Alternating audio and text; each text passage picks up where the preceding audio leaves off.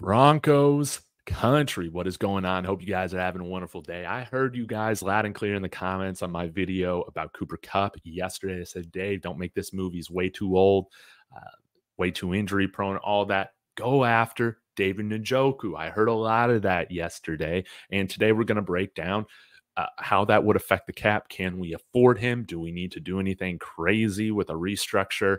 What might it cost? Let's all get into it. Y'all be sure to smash that like, subscribe, and of course, like I said, let me know your thoughts on this in the comments because DeAndre Hopkins has been traded for a fourth-round pick or fifth-round pick, could become a fourth-round pick to the arch nemesis Kansas City Chiefs.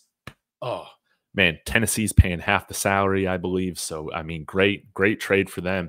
They're really going for that three-peat. Oh, man, it's painful. It's painful.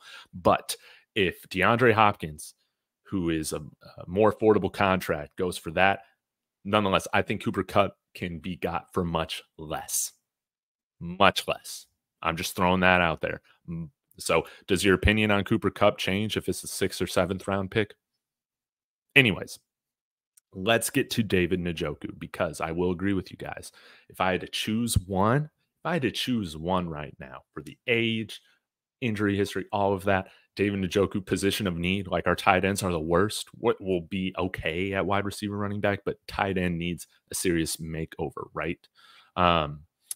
Yeah, I'm going with tight end, no doubt about it. Now, I'll get back to this later. Let's go ahead with the contract details here. So David Njoku's contract is pretty interesting because his cap numbers for the Cleveland Browns are like super high. And that might just be because of like they paid a lot of his money up front.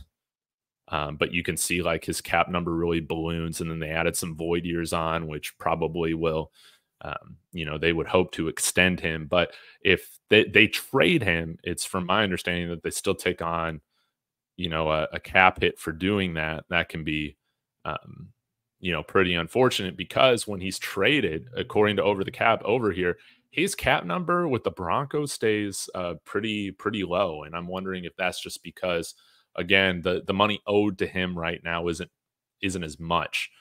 So 2024, it would just be, this year would just be 2.7 million on the cap. Now that might change a little bit because we're halfway through the season. But anyways, look at this, guys. We don't even need to adjust our cap at all. $1.3 million left in cap space still. And then you also have him under contract for 2025 at $2.2 million for the cap hit. So that's really, really nice. I'm not a cap guru, so I can't really explain why the dead money stays with Cleveland and doesn't, that full cap number of 20 whatever million doesn't come over to the Broncos. I'll leave that for smarter people than me to answer that. But according to Over the Cap, this would be a very beneficial trade for the Broncos and really anybody who's getting David Njoku. And so Cleveland, if they're already going to move on from Deshaun Watson, maybe with all that dead money, are they really incentivized to move on from David Njoku as well?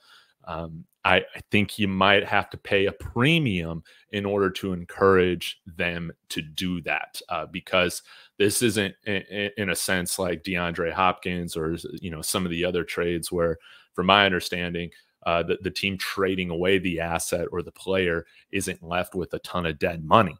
So that is different in this case, again, according to Over the Cap. And so while maybe we can get another skill position player for less draft capital, Cleveland might not be willing to part with a guy like David Njoku unless the trade they're really, really encouraged by what they're getting in return for him to take that on. So maybe it is somebody like Baron Browning.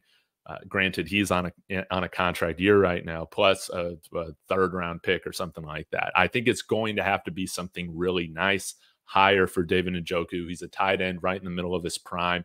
And again, for any team that trades for him, extremely affordable deal. Again, guys, bringing in David Njoku doesn't provide any cap issues for us. Looking at this, again, this is great. 2.7 this year on the cap, 2.2 next year. So it goes down. And then what you do, you bring him in and then you sign him to an extension, right? He finishes out his career with the Broncos. That's what I would love. Give Bo Nix a nice security blanket and David Njoku. Wouldn't that be great? So that is what the trade would look like right now. And guys, this is $1.3 million, even with keeping Baron Browning on the roster.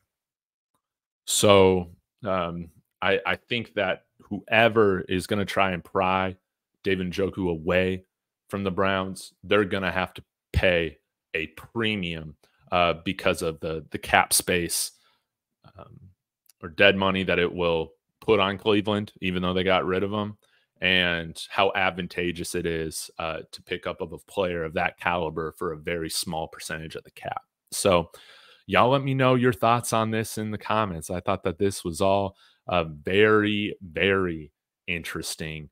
And hopefully the Broncos, man, again, I'm not super picky. I just want to see them trade for a weapon. I want to see them make a move. I'm open to a lot of different possibilities. So I'm going to put this in the thumbnail. Forget Kupp. Trade for Njoku, right? Today's Njoku day. Let's see it get done. Broncos, let's get this thing rolling. Would you trade as high as a 3rd round pick for David Njoku? Would you trade as high of a 2nd round pick for David Njoku? Let me know in the comments. Thank you guys so much. As always, go Broncos.